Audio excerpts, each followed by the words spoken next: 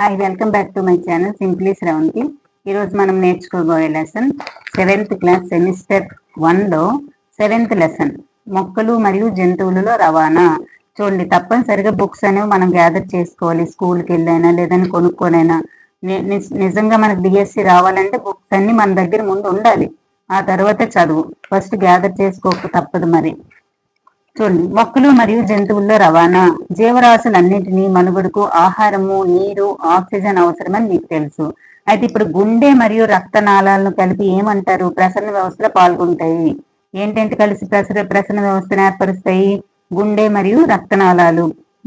గుండె హార్ట్ అనేది పంపు చేయడానికి ఏంటి కావాలి? రక్తనాళాలు కావాలి. రక్తనాళాలు ఉండి గుండె లేకపోతే అవ్వదు కదా. కాబట్టి రెండు కలిపి ప్రసరణ వ్యవస్థను ఏర్పరుస్తాయి. గుండె మరియు రక్తనాళాలు కలిపి ప్రసరణ వ్యవస్థను ఏర్పరుస్తాయి అని చెప్తున్నాడు. నెక్స్ట్, ప్రసరణ వ్యవస్థలో భాగాలేంటి? రక్తము మరియు రక్తనాళాలు అని చెప్పాం కదా. ఫస్ట్ రక్తం గురించి తెలుసుకుందాం. మీ శరీరంపై గాయమైనప్పుడు బ్లడ్ అనేది వస్తుంది కదా. అలా వచ్చినప్పుడు అదే రక్తనాళాల్లో ప్రవహించే ద్రవం. రక్తం అనేది రక్తనాళాల్లో ప్రవహించే ద్రవము. ఆ తర్వాత ఇప్పుడు చూడండి, ఇది శ్వాస వ్యవస్థతోని మరియు జీర్ణ వ్యవస్థతోని రెండిటితోనే సంబంధం ఉంటుంది. జీర్ణ వ్యవస్థలో ఏమవుతుంది? జీర్ణమైన ఆహార పదార్థాలు చిన్న ప్రేగులు అన్ని జీర్ణమైపోతాయి కదా. అక్కడ నుంచి శరీరంలో ఇతర భాగాలకు రవాణా చేస్తుంది బ్లడ్ అనేది. చిన్న ప్రేగు నుంచి జీర్ణమైన ఆహార పదార్థాలు శరీర భాగాలకు ఏంటి రవాణా చేస్తుంది? బ్లడ్. అదే ఊపిరితిత్తుల నుంచి అంటే శ్వాస వ్యవస్థకు సంబంధించిన ఆక్సిజన్ అనేది అన్ని కణాలకు కూడా చేరవేయాలి కదా. మరి ఆక్సిజన్ అనేది అది కూడా బ్లడ్ చేస్తుంది. నెక్స్ట్, వ్యర్థాలను శరీరం నుంచి తొలగించడం కూడా, వ్యర్థాలను శరీరం నుంచి బయటకు తోసివేయడం కూడా బ్లడ్ చేస్తుందని చెప్తున్నాడు.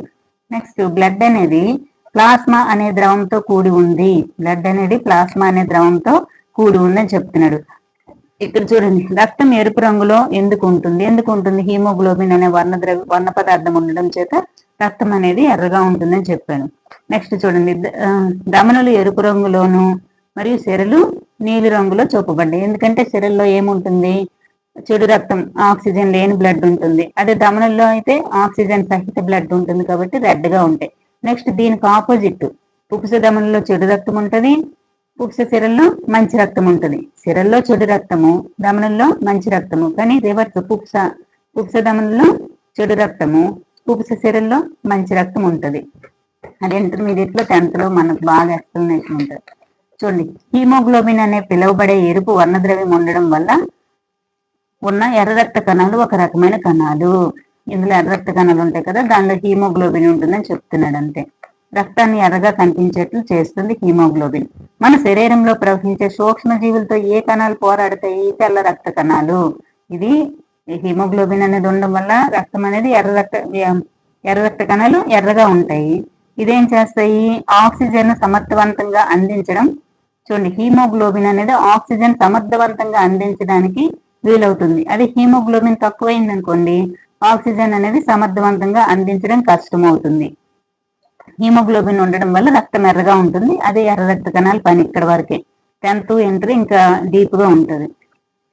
మన శరీరంలో ప్రవహించే సూక్ష్మ క్రిములతో పోరాడే తెల్ల రక్త కణాలను కూడా రక్తం కలిగి ఉంది. తెల్ల రక్త కణాలు దేనికి పోరాడుతుంటుంది? మనకి ఇప్పుడు ఫీవర్ వచ్చిందనుకో, మలేరియా అలాంటివి, వాటిపైన ఇది పోరాడి తగ్గించడానికి తెల్ల రక్త కణాలను యూజ్ అవుతాయి.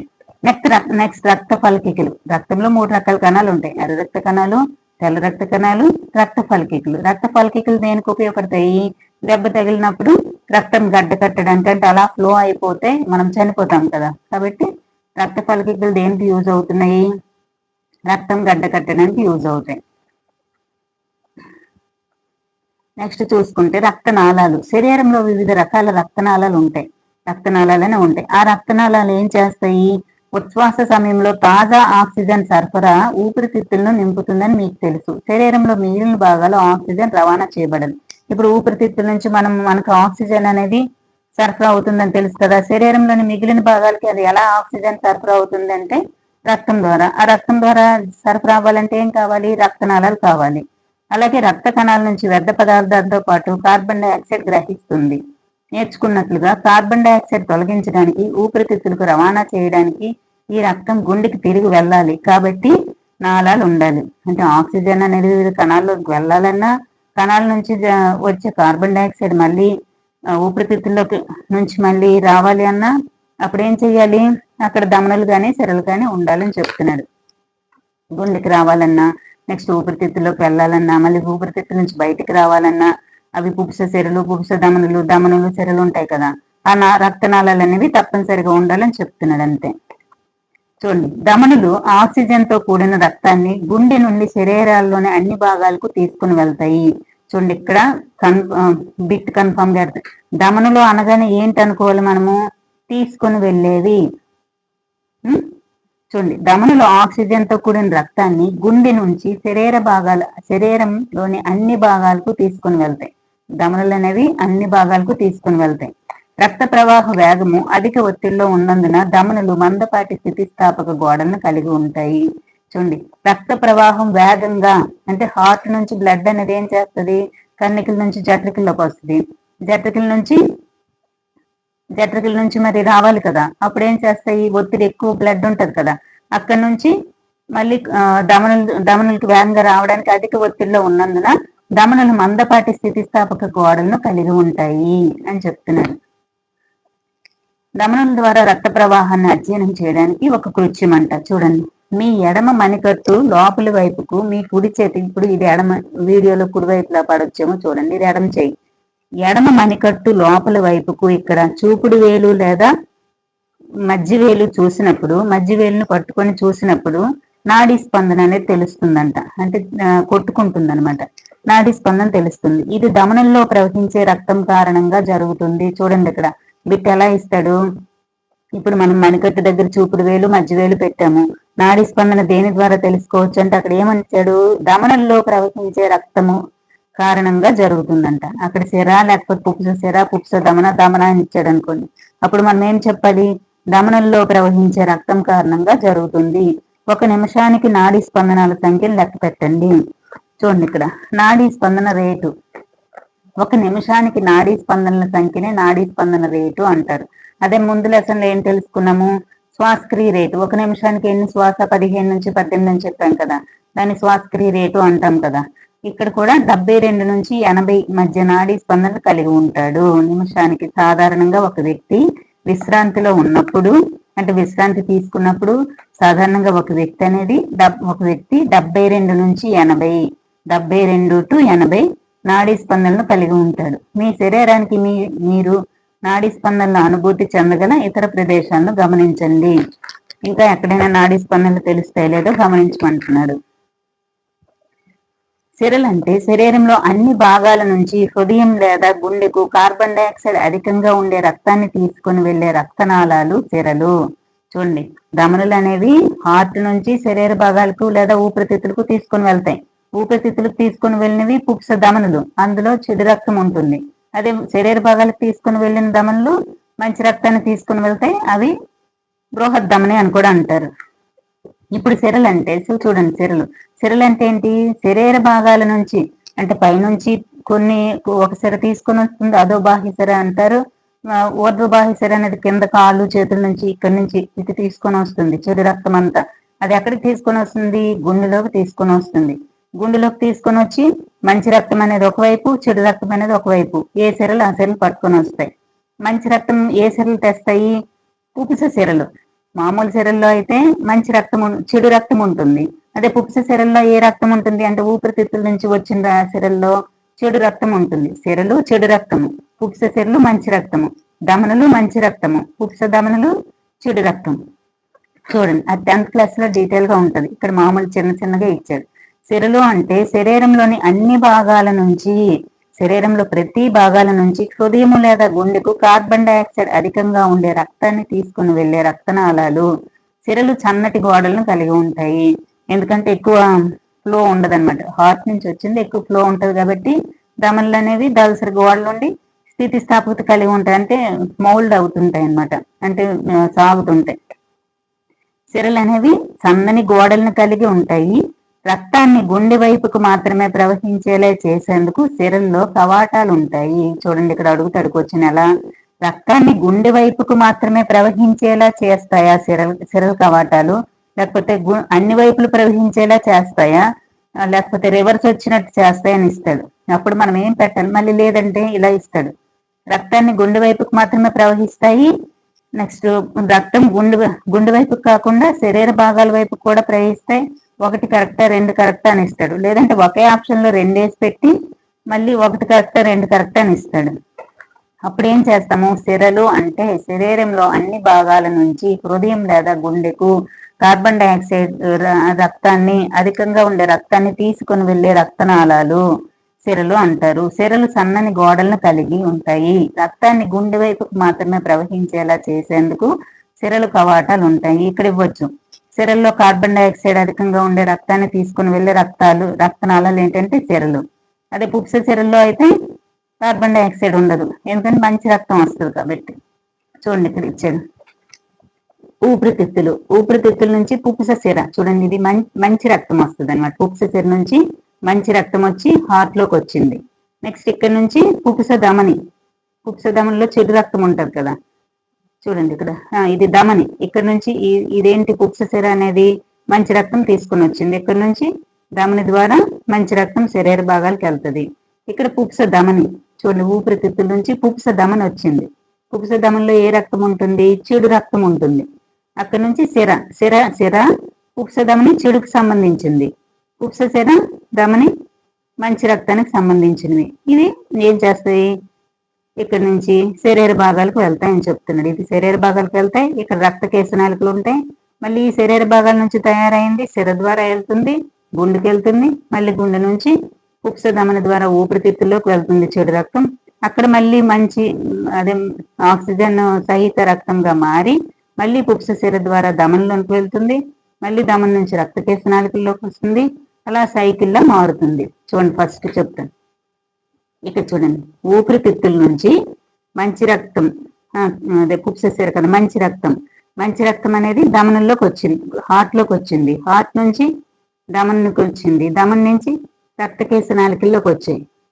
చూడండి, ఇక్కడ నుంచి రక్త కేశనాళికలతో మళ్ళీ సిరలు అనేవి స్టార్ట్ అయ్యి మళ్ళీ సిరలకు వెళ్ళి మళ్ళీ పుప్స ధమని సిర చెడు రక్తం మళ్ళీ ఊపిరితిత్తులో, అంటే అక్కడ మళ్ళీ మంచి రక్తంగా మారడానికి మళ్ళీ వెళ్ళి మళ్ళీ అలా సైకిల్లో మారుతుంది. అంతే, గుర్తుపెట్టుకోండి. అంతే, దాని గురించి ఇచ్చాడు. నెక్స్ట్ రక్తదానం. రక్తం దొరకక వందలాది మంది చచ్చిపోతున్నారు కాబట్టి స్వచ్ఛంద రక్తదానం సురక్షితమైనది, నొప్పి లేకుండా ఉంటుంది. దీనికి విలువైన ప్రాణాలు కాపాడవచ్చు. దానం చేసిన రక్తాన్ని బ్లడ్ బ్యాంకుల్లో ప్రత్యేక శ్రద్ధతో నిల్వ చేస్తారు. ఇక్కడ నుంచి రక్తాన్ని దేనిలో శ్రద్ధగా నిల్వ చేస్తారంటే రక్తాన్ని బ్లడ్ బ్యాంకుల్లో అని చెప్పొచ్చు. నెక్స్ట్ చూడండి, ఇక్కడ ఇచ్చాడు, పుప్స ధమని గుండె నుంచి రక్తాన్ని తీసుకొని వెళ్తుంది. పుప్స ధమని అనేది చూడండి, పుప్స ధమని అనేది ఇక్కడ గుండె నుంచి రక్తాన్ని తీసుకొని వెళ్ళి, కావున దీన్ని సిర అని కాకుండా ధమనిగా పిలుస్తారు. చెడు రక్తం తీసుకొని వెళ్తుంది కదా గుండె నుంచి, చూడండి ఇక్కడ సిర నుంచి చెడు రక్తం వెళ్ళింది. ఇక్కడ మళ్ళీ సిర నుంచి ఇక్కడ మా పుప్స ధమని నుంచి చెడు రక్తం అనేది ఊపిరితిత్తులకు తీసుకొని వెళ్తుంది. కానీ ఇది సిర కాదు కదా, అదే అడుగుతున్నాడు. చెడు రక్తం ఉంటే సిర అనుకుంటాం కదా, కానీ పుప్స ధమని అనేది వేరు కాబట్టి అదే చెప్తున్నాడు ఇక్కడ.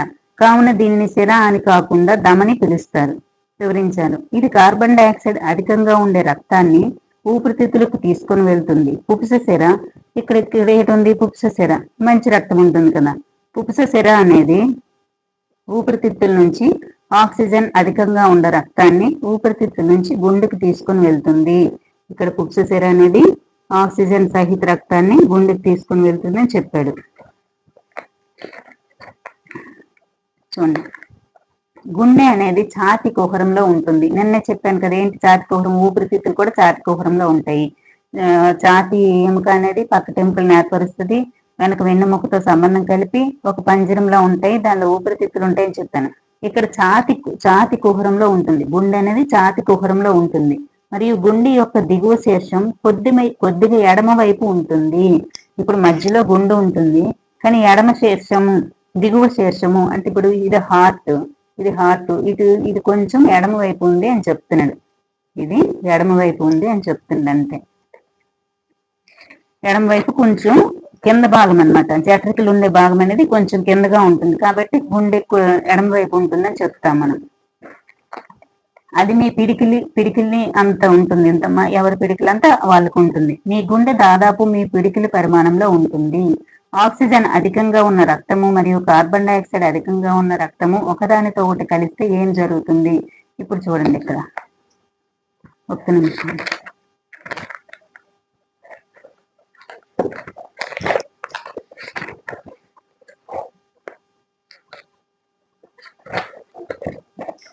ఇది 10th క్లాస్ బుక్ అండి. ఇది కుడి కర్ణిక, ఇది కుడి కర్ణిక, ఇది ఎడమ కర్ణిక కదా. ఇది కర్ణికనండి, ఇవి జఠరికలు. ఇది కుడి కర్ణిక, ఇది కుడి జఠరిక, ఇది ఎడమ కర్ణిక, ఇది ఎడమ జఠరిక. ఇవి కర్ణికలు, పైన ఉన్నవి కర్ణికలు, కింద ఉండేవి ఏంటి? జఠరికలు. ఇది కుడి, ఇది ఎడమ. పైన కర్ణికలు ఉంటాయి, కింద జఠరికలు ఉంటాయి. కుడి కర్ణిక, కుడి జఠరిక, ఎడమ కర్ణిక, ఎడమ జఠరిక ఉంటాయి కదా. ఇప్పుడు ఇందులో ఏంటుంటుంది? ఊర్ధ్వ మహాశిర అంటే కుడి అనగానే చెడు రక్తం, గుర్తుంచుకోండి. ఆపోజిట్, కుడి అనగానే చెడు రక్తము. అంటే ఇప్పుడు చెడు రక్తం ఊర్ధ్వ బృహత్శిర అంటే ఇక్కడి నుంచి ఇక్కడికి వచ్చే చెడు రక్తం అంతా కుడి కర్ణికలోకి వెళ్తుంది. శిర అనగానే చెడు రక్తం అన్నాను కదా, కుడి కర్ణికలోకి వెళ్తుంది. మళ్ళీ కుడి కర్ణిక నుంచి చెడు రక్తం ఎందులోకి వచ్చింది? కుడి జఠరికలోకి వచ్చింది. ఇక్కడ ఎడమ కర్ణికలో మంచి రక్తం ఉంటది, అది ఎడమ జఠరికలోకి వచ్చింది. కానీ రెండు కలిసిపోతాయా? మంచి రక్తం చెడు రక్తము కలవకూడదు. కాబట్టి ఆ మధ్యలో కూడా కవాటాలు ఉంటాయి, మధ్యలో కవాటాలు ఉంటాయి. నెక్స్ట్ ఇటు కూడా కవాటాలు ఉంటాయి. ఇది కుడి కర్ణిక కుడి జఠరిక మధ్యలో ఏముంటది? అగ్రత్రయ కవాటం ఉంటుంది. అదే ఎడమ జఠరికకు ఎడమ కర్ణికకు మధ్యలో ఏటుంటాయి? మిట్రల్ కవాటము లేదా అగ్రద్వయ కవాటం ఉంటది అని తెలుసుకున్నాము. అంటే ఇక్కడ కూడా అలాగే ఇచ్చాడు. రెండు కర్ణికలు రెండు జఠరికలు మధ్య గదుల మధ్య విభాజకం అనేది ఉంటుందని చెప్పాడు. చూడండి ఇప్పుడు ఎలా చెప్తానంటే, ఒక నిమిషం ఉంది.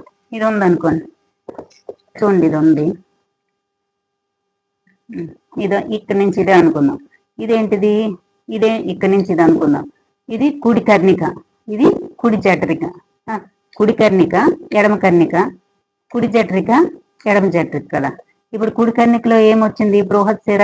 బృహత్శిర అంటే పైనుంచి అదో బృహత్శిర, ఊర్ధ్వ బృహత్శిర. ఈ రెండు శిరల్లో కలిపి ఇక్కడ వచ్చింది? ఆక్సిజన్ రహిత అంటే చెడు రక్తం వచ్చింది. ఇక్కడ నుంచి మళ్ళీ దీని నుంచి దీనికి చెడు రక్తం వస్తుంది. ఇక్కడికి వచ్చిన చెడు రక్తం ఏటవుద్ది? మళ్ళీ ఊపిరితిత్తుల్లోకి పుప్సు ధమని ద్వారా మళ్ళీ పైకి వెళ్తుంది. ఇక్కడ ఏటుంటది? మంచి రక్తం కదా. ఎక్కడి నుంచి వస్తుంది అది?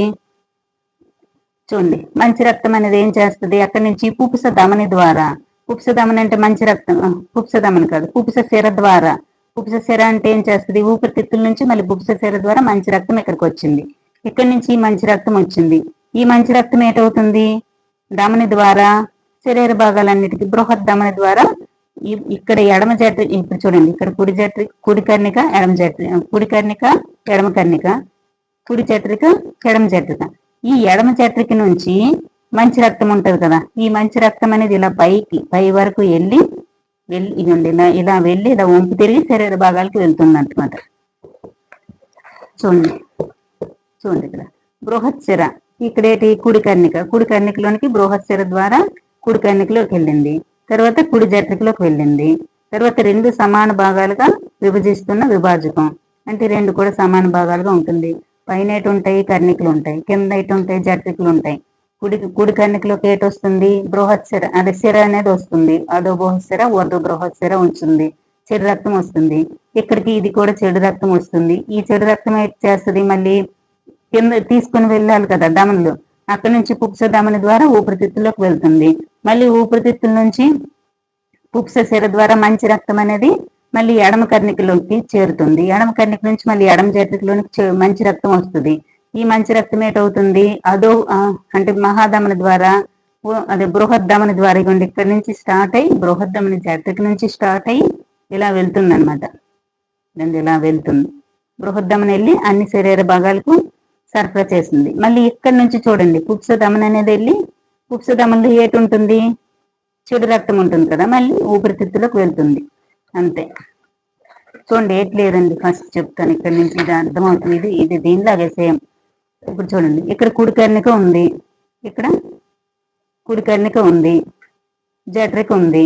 ఇక్కడ ఎడమ కర్ణిక జఠరిక, కుడి కర్ణిక జఠరిక, ఎడమ కర్ణిక ఎడమ జఠరిక అనుకుందాం. ఇక్కడ ఏటుంటుంది? చెడు రక్తం ఉంటుంది.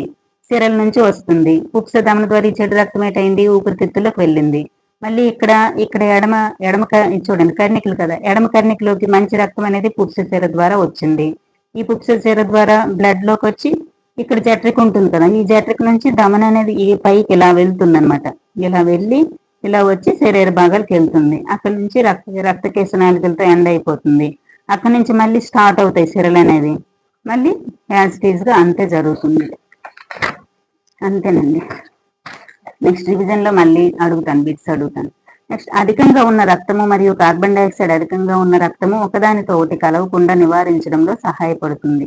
ప్రసరణ వ్యవస్థ యొక్క పనితీరును అర్థం చేసుకోవడానికి గుండె యొక్క కుడివైపు నుంచి ప్రారంభించి బాణపు గుర్తులను అనుసరించి ఈ బాణపు గుర్తులు రక్త ప్రవాహం గుండె నుంచి ఊపిరితిత్తులకు మరియు తిరిగి గుండెకు, అక్కడి నుంచి శరీర భాగాలకు మిగిలిన భాగాలకు పంపబడే దిశను చూపుతాయని చెప్తున్నాడు. ఇప్పుడు చెప్పిందే. నెక్స్ట్ హృదయ స్పందన. హృదయ స్పందన అన్నారు హృదయం లేదా గుండె యొక్క గదులు గోడలు కండరాలతో రూపొందించబడతాయి. హృదయం లేక గుండె యొక్క గదులు అనేవి గోడలు కండరాలతో రూపొందించబడతాయి. దేనితో రూపొందించబడతాయి? ఎముకల, కండరాల, లేకపోతే మృదులాస్థ అని అడుగుతాడు. అప్పుడు దేనితోని ఆ గోడలు కండరాలతో రూపొందించబడ్డాయి. హృదయం లేదా గుండె అనేది దాని గోడలు కండరాలతో రూపొందించబడ్డాయి. ఈ కండరాలు లయబద్ధంగా సంకోచ సడలికలు జరుపుతాయి. ఈ లయబద్ధ సంకోచం తర్వాత దాని సడలిక కలిపి హృదయ స్పందనను ఏర్పరుస్తుంది. సంకోచ సడలికలు జరుగుతాయి కదా, ఈ కండరాలు లయబద్ధంగా సంకోచ సడలికలు జరుగుతాయి. చూడండి, కండరాలు సంకోచ సడలికల కారణంగా హృదయ స్పందన అనేది ఏర్పడుతుందని చెప్తున్నారు. జీవితంలో ప్రతి క్షణము హృదయ స్పందనలు కొనసాగుతాయి. ప్రతి క్షణం కూడా హృదయ స్పందనలు కొనసాగుతాయి. మీరు మీ ఛాతి ఎడమ వైపు మీ చేతిని ఉంచినట్లయితే మీరు మీ హృదయ స్పందన అనుభూతిని చెందవచ్చు. ఒక వైద్యుడు స్టెతస్కోప్ సహాయంతో గుండె యొక్క శబ్దాన్ని పెద్దగా వినటానికి ఒక పరికరం ఉపయోగిస్తాడంట.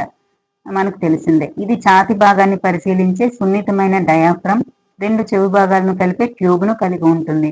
ఇలా కూడా ఉండవచ్చు. డయాఫ్రమ్ రెండు చెవి భాగాలను కలిపి ట్యూబ్ ఉంటుంది. ఏంటంటే ఉండొచ్చు అని ఇవ్వచ్చు.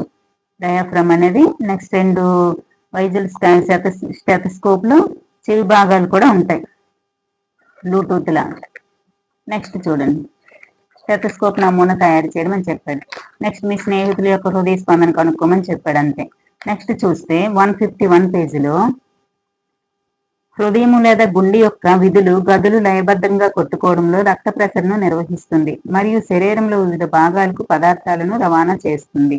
స్పంజికులు మరియు హైడ్రాలో కూడా రక్తం ఉంటుందా? స్పంజికులు మరియు హైడ్రాలో రక్తం ఉంటుందా? ఉండదు. హైడ్రా వంటి జంతువులు ఎలాంటి ప్రసరణ వ్యవస్థను కలిగి ఉండవు. హైడ్రా వంటి జంతువులు అనేవి ఎలాంటి స్పంజికులు మరియు హైడ్రా వంటి జంతువులు ఎలాంటి ప్రసరణ వ్యవస్థను కలిగి ఉండవు. అవి ప్రాథమిక జీవులు కాబట్టి అక్కడి నుంచి ఒక్కొక్కటి అలా వచ్చాయన్నమాట. ఇవి నివసించే నీటి ద్వారానే ఆహారము మరియు ఆక్సిజన్ వాటి శరీరంలోనికి చేరుతుంది. అవి నివసించే నీటి ద్వారానే ఆహారం అనేది ఆక్సిజన్ వాటి శరీరంలోకి చేరుతుందంట. అంటే ఎలాంటి ప్రసరణ అనేది ఉండదు.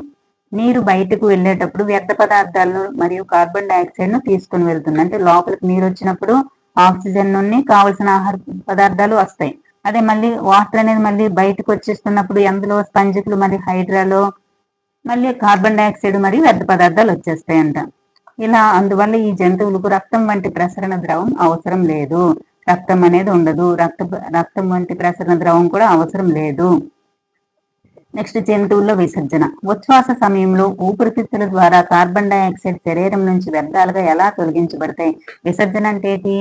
కార్బన్ డైఆక్సైడ్ ఊపిరితిత్తుల నుంచి, అంటే శ్వాస వ్యవస్థకు సంబంధించి కార్బన్ డైఆక్సైడ్ రిలీజ్ అవ్వాలి, దాన్ని విసర్జన అంటారు. నెక్స్ట్ జీర్ణ వ్యవస్థ నుంచి మలం అనేది బయటకు వస్తుంది, దాన్ని విసర్జన అంటారు. అంటే వ్యర్థ పదార్థాలు వచ్చేస్తాయి అన్నమాట, దాన్ని విసర్జన వ్యవస్థ అంటారు. మానవుల్లో విసర్జన వ్యవస్థ. రక్తంలో ఉన్న వ్యర్థాలను శరీరం నుంచి తొలగించాలి. ఇది ఎలా జరుగుతుంది? రక్తాన్ని వడపోయడానికి ఒక విధానం అవసరం అంట. ఇది మూత్రపిండాలలోని రక్తకేశనాళికల ద్వారా జరుగుతుంది. చూడండి, రక్త ప్రసరణ అనేది దేని ద్వారా జరుగుతుంది? మూత్రపిండాలలోని రక్తకేశనాళికల ద్వారా జరుగుతుంది. రక్తం రెండు మూత్రపిండాలు చేరేటప్పుడు ఉపయోగకరమైన మరియు హానికరమైన పదార్థాలు రెండింటినీ కలిగి ఉంటాయి. ఇప్పుడు బ్లడ్ లో మూత్రపిండాలకు చేరినప్పుడు ఏంటి? ఉపయోగమైనవి ఉంటాయి, ఉపయోగం లేనివి ఉంటాయి. ఆ రెండు కూడా ఏం చేసాయి? విడగొట్టేసి వ్యర్థ పదార్థాలు అనేవి మూత్రం రూపంలో బయటకు తొలగించబడతాయి కదా. దీన్ని మూత్ర విసర్జన ద్వారా మనం బయటకు వ్యర్థాలనేవి తోసిస్తాం. మూత్రపిండంలోనికి చేరిన రక్తంలో ఉపయోగకరమైనవి మరియు హానికరమైనవి రెండూ ఉంటాయి. ఇలా ఇవ్వచ్చు. మూత్రపిండంలోకి చేరిన రక్తంలో ఉపయోగకరమైన పదార్థాలు ఉంటాయా, లేకపోతే హానికరమైన పదార్థాలు ఉంటాయా, లేకపోతే రెండు ఉంటాయా, లేకపోతే రెండు ఉండవా అని ఇస్తారు. అప్పుడు రెండు కూడా ఉంటాయి. చూడండి నెక్స్ట్ ఇక్కడ బాక్స్ ఇచ్చాడు. మిలియం హార్వే రక్త ప్రసరణ కనుక్కున్నాడు. శరీరంలో నాళాల్లో రక్తం ఊగిసలాడుతున్నదనే రోజుల్లో ఉన్న అభిప్రాయము హార్వే యొక్క అభిప్రాయాలను ఎగతాళి చేశారు మరియు సర్కులేటర్ అని పిలిచేవారు. అంటే ఇతను ఏం చేశాడు, రక్తం అనేది రక్తనాళాల్లో ప్రవహిస్తుందని చెప్పారు కదా. అంతకు ముందు వాళ్ళు ఏమనుకున్నారు, అనుకునేవారు ప్రజలు శరీరంలో నాళాల్లో రక్తం ఊగిసలాడుతుందని అనుకున్నారు. అంటే నాళాల్లో అలా అటు ఇటు తేలుతుంది అనుకుంటున్నారు. ఆ రోజుల్లో ఉన్న అభిప్రాయం. హార్వే యొక్క అభిప్రాయాలను ఎగతాళి చేసేవారు. ఈ హార్వే ఏడ్ చేశాడు, సిరల గురించి, ఈ రక్త ప్రసరణ వ్యవస్థ గురించి చెప్పారు కదా, ధమనుల గురించి. అతనికి సర్క్యులేటర్ అని పిలిచేవారంట. హార్వే యొక్క ఆలోచనలు సాధారణ జీవ సంబంధమైన వాస్తవంగా అంగీకరించబడ్డాయి. నెక్స్ట్, మూత్ర నాళాల ద్వారా మూత్రాశయంలోకి చేరుతుంది. చూడండి, మూత్రపిండం ద్వారా మూత్రపిండం నుంచి మూత్రపిండాల నుంచి మూత్రము గొట్టం లాంటి మూత్రనాళం ద్వారా, మూత్రపిండం నుంచి మూత్రం అనేది గొట్టం లాంటి మూత్రనాళం, ఇదిగోండి ఇదంతా మూత్రనాళం. మూత్రనాళం ద్వారా మూత్రాశయంలోనికి కొండిది మూత్రాశయంలోనికి మరియు ప్రసేకం, మూత్రాశయం నుంచి మరియు ప్రసేకము మరియు మూత్రద్వారం ద్వారా బయటికి విసర్జించబడుతుందని చెప్పాడు. ఒక వయోజన మానవుడు సాధారణంగా 24 గంటల్లో, అంటే రోజుకి 1 నుంచి 1 to 1.8 లీటర్ల మూత్రాన్ని విసర్జిస్తాడు. అక్కడ ఇస్తాడు 1.18, 1 నుంచి 1.8, లేకపోతే 2 లీటర్ల, లేకపోతే 2 మిల్లీ లీటర్ల, లేకపోతే 1 మిల్లీ లీటర్ అలా ఇస్తాడు. అప్పుడు మనం ఏం పెట్టాలి, 1 నుంచి 1.8 లీటర్ల మూత్రాన్ని విసర్జిస్తాడు. మూత్రంలో 95% నీరు, 2.5 యూరియా మరియు 2.5 ఇతర వ్యర్థ పదార్థాలు ఉంటాయి. చూడండి ఇక్కడ ఈ బిట్ ఇస్తాడు. మూత్రంలో నీటి శాతం ఎంత, 95%, యూరియా శాతం ఎంత, 2.5, ఇతర వ్యర్థాలు ఎంత, 2.5. అదే 10th లో ఏమి ఇచ్చాడు, నీరు 96% అని ఇచ్చాడు. పేజ్ నెంబర్ 87లో ఒకసారి చూడండి, మళ్ళీ కన్ఫ్యూజ్ అవుతారు. 10th క్లాస్ ఓల్డ్ బుక్ లో 87 పేజ్. ఇప్పుడు మనకి నెక్స్ట్ సిలబస్ మార్చి కొత్త సిలబస్ ఇచ్చాడు అనుకోండి 10th, అప్పుడు మనం ఇదే పెట్టుకోవాలి ఎగ్జామ్స్ లో ఇస్తే. ఇప్పుడైతే 2 బుక్కుల్లో వేరు వేరేగా ఉంది. అలాంటప్పుడు ఏది పెట్టినా మనకి ఇస్తాడు. లేదంటే ఆప్షన్ లో ఏదో ఒకటే ఇస్తాడు. రెండు ఇప్పుడు ఇక్కడ 95 అయినా ఇస్తాడు, లేకపోతే 96 అయినా ఇస్తాడు. 10th లో 96 ఉంది కదా, 96 ఇస్తే 96 పెట్టాలి, 95 ఇస్తే 95 పెట్టాలి. ఈ 10th క్లాస్ బుక్ మారిపోతే నెక్స్ట్ ఇదే పెట్టుకోవాలి. చూడండి, నీరు అనేది 95% ఉంటుంది. నెక్స్ట్ యూరియా 2.5 వ్యర్థ పదార్థాలు అంతే. ఇక్కడ ఇచ్చింది 10th లో మళ్ళీ మారుతుంది, 87 పేజీలో చూసుకోండి. నెక్స్ట్, చెమటలో ఉండే లవణాలను గుర్తించండి. అంటే మనం బట్టలు వేసుకున్నప్పుడు చెమట రూపంలో కూడా కొన్ని విసర్జక పదార్థాలు వస్తాయి కాబట్టి చెమట అనేది లవణాలను ఎలా ఏర్పడుతుందో చెప్పమంటున్నాడు. చెమట మరేదైనా పని చేస్తుందా? మట్టి కుండలో మట్క, చూడండి మట్టి కుండని ఏమంటారు అడుగుతాడు. మట్టి కుండ మట్కలో ఉంచిన నీరు చల్లగా ఉంటుందని మనకు తెలుసు. ఎందుకంటే అందులో రంధ్రాల నుంచి నీరు ఆవిరైపోయి ఇది చల్లదనాన్ని ఇస్తుందని చెప్తున్నాడు అంతే. కుండని ఏంటంటారు, మట్క. మట్టి కుండని మట్క అంటారు. జంతువుల శరీరం నుంచి వ్యర్థ రసాయనాలు తొలగించే విధానము నీటి లభ్యతపై ఆధారపడి ఉంటుంది. జంతువుల శరీరం నుంచి వ్యర్థ రసాయనాలు తొలగించడానికి, అంటే యూరిన్ లేదా మలం లేదా చెమట ద్వారా తొలగించాలంటే ఏంటి అవసరము, నీటి లభ్యతపై ఆధారపడుతుంది అని చెప్తున్నాడు. చూడండి, ఇప్పుడు ఎడారి మొక్కలు లేదా ఎడారి జంతువులు తీసుకున్నాం అనుకోండి, నీటి లభ్యత తక్కువ ఉంటది కాబట్టి అవి మలం అనేది తక్కువగా అంటే విడుదల చేస్తాయని చెప్తున్నాడు. చూడండి, చేపలు వంటి జలచరాలు కణ వ్యర్థాలు నీటిలో కలిగిపోయే అమ్మోనియాగా విసర్జిస్తాయి. చేపలు అనేవి అమ్మోనియాని విసర్జిస్తాయి. పక్షులు, బల్లులు, పాములు వంటి కొన్ని భూచర జంతువులు సగం ఘన తెలుపు రంగు సమ్మేళనాన్ని యూరిక్ ఆమ్లాన్ని విసర్జిస్తాయి. మానవుల్లో ప్రధాన విసర్జన పదార్థం యూరియా. చూడండి, చేపల్లో అమ్మోనియా అనేది, తర్వాత యూరిక్ ఆమ్లం, తర్వాత మానవుల్లో విసర్జక పదార్థం ఏంటి, యూరియా. చూడండి, ఇక్కడ విష స్వభావం క్రమం అని ఇచ్చాడు. విష స్వభావం క్రమం అని 10th లోను 9th లోను అందులో వస్తుంది చూడండి. ఫస్ట్ అమోనియా ఎక్కువ విష స్వభావం కలిగి ఉంటుంది కాబట్టి దానికి ఎక్కువ వాటర్ కావాలండి, అదే గుర్తుంచుకోండి. అమోనియా అనేది ఎక్కువ వాటర్. ఇప్పుడు చూడండి, మనకి ఎక్కువ డస్ట్ అయితే బాత్రూమ్ లో బాగా పాత పట్టింది అనుకోండి, ఎక్కువ వాటర్ కావాలి కదా, అలా గుర్తుపెట్టుకోండి. ఎక్కువ వాటర్, అమోనియా అనేది ఎక్కువ వ్యర్థ పదార్థాలను, అదే కణాలు వ్యర్థాలు అనేవి ఎక్కువ గాఢ విష స్వభావం కలిగి ఉంటుంది కాబట్టి దానికి ఎక్కువ వాటర్ కావాలి. కాబట్టి జలచరాల్లో ఏటి ఎక్కువ వాటర్ లో ఉంటాయి కదా, కాబట్టి అమోనియా. తర్వాత యూరియా, దీనికి కొంచెం తక్కువ వాటర్ అవసరం, అంటే ఎక్కువ విష స్వభావం తక్కువ ఉంటది. ఫస్ట్ అమోనియాలో ఎక్కువ విష స్వభావం ఉంటది, తర్వాత యూరియాలో ఫస్ట్ అంటే మనం విసర్జించే దాంట్లో, తర్వాత యూరిక్ ఆమ్లం, లాస్ట్ కి యూరిక్ ఆమ్లం. పక్షుల్లోను నెక్స్ట్ ఏటేటి పక్షులు, బల్లులు, పాములు యూరిక్ ఆమ్లాన్ని విసర్జిస్తాయి కదా. యూరిక్ ఆమ్లంలో విష స్వభావం అనేది తక్కువగా ఉంటుంది. ఇదే కరెక్ట్, కిరణ్ సార్ కూడా ఇదే చెప్పారు. ఇంటర్మీడియట్ లో ఇదే ఉంటది, 10th లో కూడా ఇలాగే ఉంటది. ఫస్ట్ అమోనియా విష స్వభావం ఎక్కువ, తర్వాత యూరియా ఎక్కువ, తర్వాత యూరిక్ ఆమ్లం, మధ్యలో యూరియా ఉంటది, ఇటు అమోనియా ఉంటది, అటు యూరిక్ ఆమ్లం ఉంటది, అంతే. కొన్నిసార్లు ఒక వ్యక్తి యొక్క మూత్రపిండాలు ఇన్ఫెక్షన్ లేదా గాయం కారణంగా పనిచేయడం ఆగిపోవచ్చు. మూత్రపిండాల వైఫల్యం ఫలితంగా వ్యర్థ పదార్థాలు రక్తంలో చేరడం ప్రారంభిస్తాయి. కృత్రిమ కిడ్నీ ద్వారా వారి రక్తాన్ని క్రమానుగతంగా వడపోత చేస్తే తప్ప అలాంటి వ్యక్తి జీవించలేరు. ఈ ప్రక్రియనే డయాలసిస్ అంటారంట. అంటే కొన్నిసార్లు ఇన్ఫెక్షన్ అయి మూత్రపిండాలు పనిచేయకపోతే ఆ కృత్రిమ కిడ్నీ ద్వారా వారి రక్తాన్ని క్రమానుగతంగా వడపోత చేస్తే అలాంటి వ్యక్తి జీవించలేడు. ఈ ప్రక్రియని డయాలసిస్ అంటారని చెప్తున్నాడు. అంటే డయాలసిస్ యంత్రం ద్వారా డయాలసిస్ చేస్తారు కదా కిడ్నీ రోగులకు, అంటే అదేం లేదు, రక్తాన్ని శుద్ధి చేస్తారనమాట డయాలసిస్ యంత్రాల ద్వారా. అది 10th లో బాగుంటది, చెప్పొచ్చు. చూడండి, ఇక్కడ చెమట పట్టినప్పుడు మన శరీరము చల్లబడటంలో సహాయం చేస్తుంది. చూడండి ఇక్కడ ఏం చేస్తుంది, డయాలసిస్ అంటారు కదా, అది అయిపోయిందా. చూడండి, ఇక్కడ మట్టి కుండని మట్క అంటారు కదా, దానిలో చిన్న చిన్న రంధ్రాలు ఉండి నీటి ఆవిరైపోయి ఇది చల్లదనాన్ని కలిగిస్తుంది. అదే విధంగా మనకి చెమట పట్టినప్పుడు మన శరీరం చల్లబడటంలో సహాయం చేస్తుంది. ఇప్పుడు ఇక్కడ బిట్ ఇవ్వచ్చు, చెమట పట్టినప్పుడు మన శరీరం అనేది వెచ్చగా ఉంటుందా, తడిగా ఉంటుందా, చల్లదనంలో సహాయపడుతుందంటే చల్లదనం చేయడంలో సహాయం చేస్తుంది అని చెప్పొచ్చు. మొక్కల్లో పదార్థాల రవాణా, నీరు మరియు ఖనిజ పోషకాలను వేర్ల ద్వారా గ్రహించి ఆకులకు సరఫరా చేస్తాయి కదా. కిరణజన సంయోగక్రియ సమయంలో నీరు మరియు కార్బన్ డైఆక్సైడ్ ఉపయోగించి ఆకులు మొక్కలకు ఆహారాన్ని తయారు చేస్తాయి. ఆహారం శక్తికి ఆధారం. ఇప్పుడు చూడండి, జీవి యొక్క ప్రతి కణము గ్లూకోజ్ విచ్ఛిన్నం ద్వారా శక్తిని పొందుతాయని, కణాలు ఆ శక్తిని జీవనానికి సంబంధించిన ముఖ్యమైన జీవక్రియలు నిర్వర్తించడానికి ఉపయోగిస్తాయి అని చెప్పాడు. అంటే ఇక్కడ కిరణజన సంయోగక్రియ గురించి చెప్పాడు. నెక్స్ట్ ఎలా వేర్ల ద్వారా ఆకులకి ఎలా సరఫరా చేస్తుందని చెప్తున్నాడు. నీరు మరియు ఖనిజ లవణాల రవాణా, ఎలా నీరు మరియు ఖనిజ లవణాల రవాణా మూలకేశం ద్వారా వస్తాయి అని చెప్తున్నాడు. మొక్కలు మరియు నీరు ఖనిజ లవణాలను వేర్ల ద్వారా గ్రహిస్తాయి. వేర్లు మూలకేశాలను కలిగి ఉంటాయి. వేర్ల దగ్గర చిన్న చిన్న మూలకేశాలు కలిగి ఉండి, మూలకేశం నీటిలో కరిగిన నీరు మరియు ఖనిజ పోషకాలను గ్రహించడం కోసం వేరు ఉపరితల వైశాల్యం పెంచుతుంది. అంటే పోషకాలను గ్రహించడం కోసం వేరు ఉపరితల వైశాన్ని పెంచుతుంది. మూలకేశాలు నేల కణాల మధ్య ఉన్న నీటితో సంబంధం కలిగి ఉంటాయి.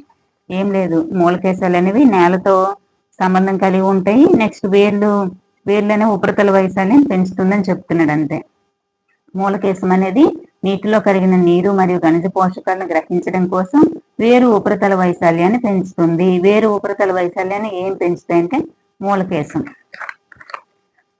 నెక్స్ట్ ప్రసరణ కణజాలం. చూడండి, ఇక్కడ మొక్కకు నేల నుంచి నీరు మరియు పోషకాలను రవాణా చేయడానికి నాళాల వంటి పంపులు ఉంటాయి. మనకైతే రక్తనాళాలు ఉంటాయి కదా, వీటికి కూడా నాళాలు ఉంటాయి. ఏంటవి? దారునాళాలు ఉంటాయి, పోషక కణజాల నాళాలు అవన్నీ ఉంటాయి. ఈ నాళాలు ప్రత్యేక కణాలతో తయారు చేయబడి ప్రసరణ కణజాలాన్ని ఏర్పరుస్తాయి. ఏంటి? ప్రసరణ కణజాలాన్ని మొక్కల్లో ఏర్పరుస్తాయి. ఒక జీవిలో ప్రత్యేక పని నిర్వహించే కణాల సమూహమే కణజాలము. మొక్కలో నీరు మరియు పోషకాలు ఖనిజ లవణాల రవాణా కొరకు ప్రసరణ కణజాలాన్ని దారు అంటారు. చూడండి, దారు అనేది ఇప్పుడు కణజాలం ఉంది, మొక్కల్లో నీరు మరియు పోషకాల రవాణా కొరకు, అంటే కింద నుంచి రావాలి కదా, ఏంటది? దారు ద్వారా నీరు మరియు పోషక కణజాలం ఖనిజ లవణాలు వెళ్తాయి.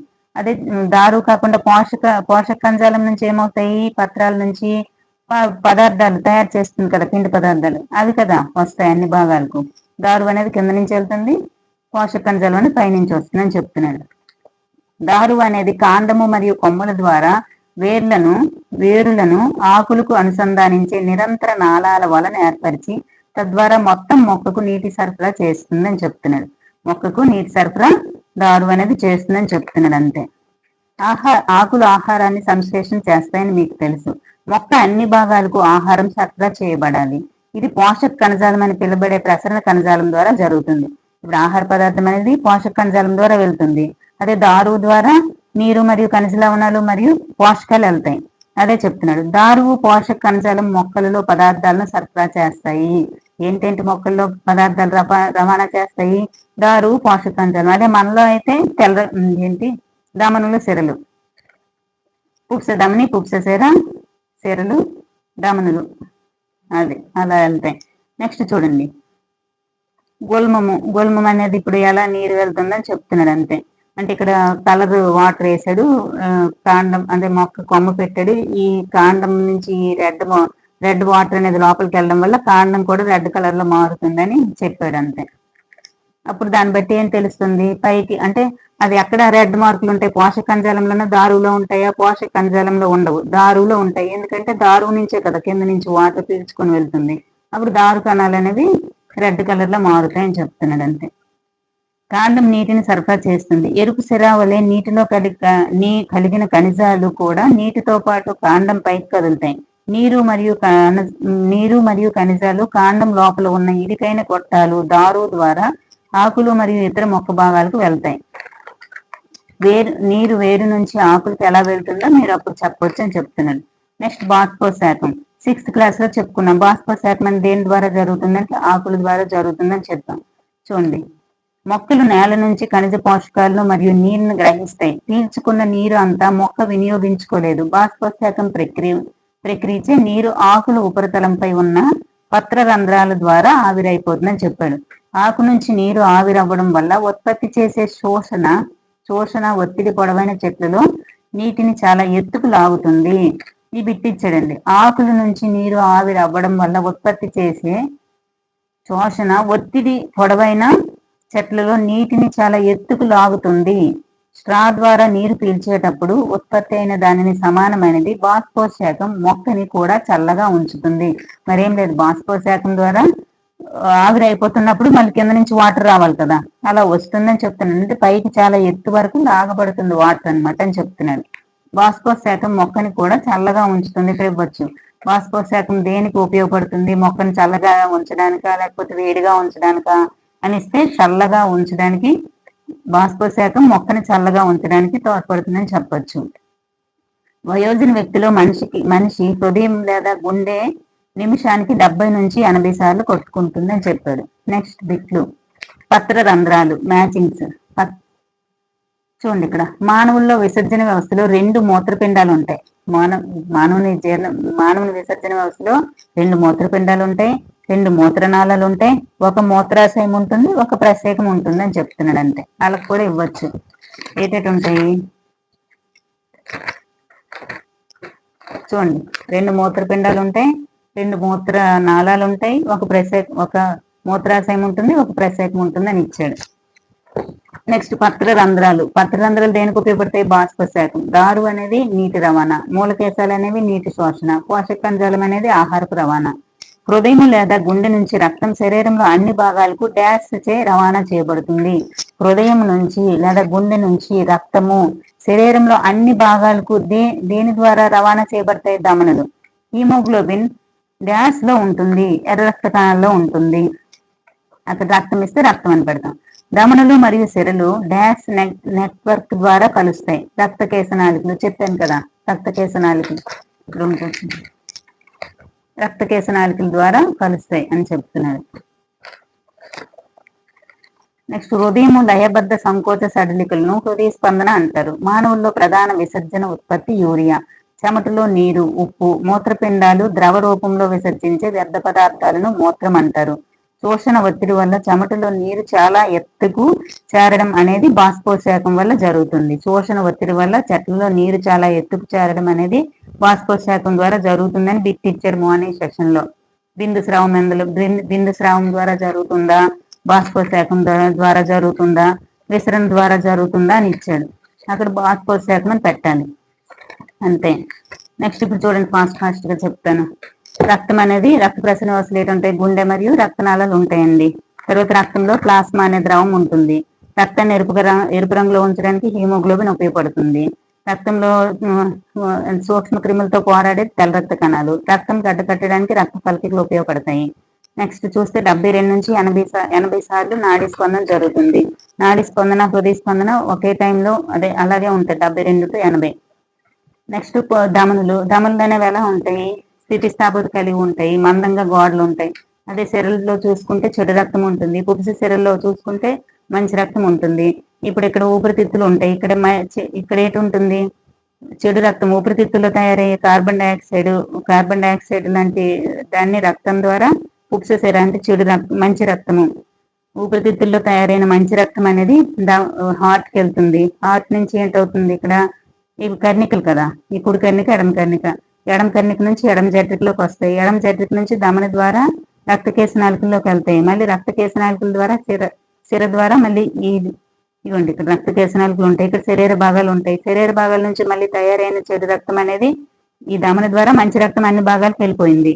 ఇక్కడ తయారయ్యే మళ్ళీ కార్బన్ డైఆక్సైడ్ సంబంధిత పదార్థాలు, వ్యర్థ పదార్థాలతో కూడిన ఆక్సిజన్ రహిత రక్తాన్ని సిర ద్వారా మళ్ళీ చెడు రక్తం ద్వారా ఈ హార్ట్ లోని కుడివైపు భాగంలోకి వెళ్తాయి, కుడి కర్ణికలోకి వెళ్తుంది. మళ్ళీ అక్కడి నుంచి పుప్సధమని అంటే చెడు రక్తం ద్వారా ఊపిరితిత్తులకు వెళ్తుంది. మళ్ళీ ఊపిరితిత్తుల నుంచి అక్కడ మంచి రక్తంగా తయారై మళ్ళీ పుప్స సిర ద్వారా వస్తుంది. ఇలా చక్రం వల్ల బాణం గుర్తుల్లో ఉన్నట్టు చూసుకోవాలి. నెక్స్ట్ చూసుకుంటే ఇది కూడా హృదయ స్పందన.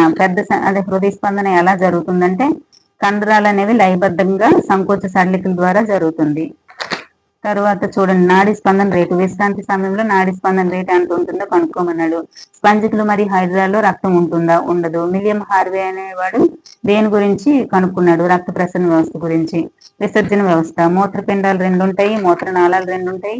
మూత్రాశయం అనేది ఒకటి ఉంటుంది, ప్రసేకం అనేది ఒకటి ఉంటుంది, మూత్రద్వారం అనేది ఒకటి ఉంటుంది. 1 నుంచి 1.8 లీటర్ల మూత్రాన్ని రోజుకు ఒక మానవుడు విసర్జిస్తాడు. ఇందులో 95% నీరు ఉంటుంది, 2.5% యూరియా ఉంటుంది, 2.5% ఇతర వ్యర్థ పదార్థాలు ఉంటాయి. దానిలో మంచినీటిలో ఉండే చేపలు అలాంటివి అమోనియాను విసర్జిస్తాయి. పక్షులు, జంతువులు అలాంటివి పక్షులు మరియు బళ్ళు యూరిక్ ఆమ్లాన్ని రిలీజ్ చేస్తాయి. అదే మనం తీసుకుంటే యూరియాని.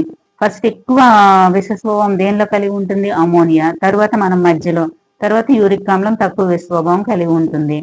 డయాలసిస్ యంత్రం ద్వారా మూత్రపిండ రోగులను బాగు చేయొచ్చు. చెమట పట్టినప్పుడు మన శరీరం చల్లగా ఉంటుంది.